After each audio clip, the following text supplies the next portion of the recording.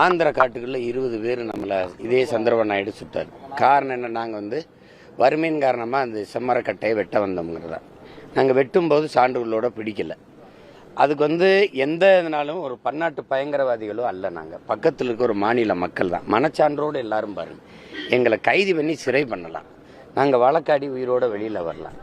ஆனால் எதுக்காக சுட்டு அப்படியே உடல் அப்படி போட்டு உடையெல்லாம் கலட்டிட்டு விறகு கட்டையில ஒரு எண்ணெய், எங்கள் கால்லையும் ஒரு எண்ணெய் போட்டு, மரக்கட்டையும் தமிழன் உயிரும் ஒன்றுன்னா, ஒரு மரக்கட்டையும் மனித உயிரும் ஒன்றான்னு இந்த நாட்டில் யாராவது ஒருத்தங்க கேட்டிருக்கான பற்றில்ல.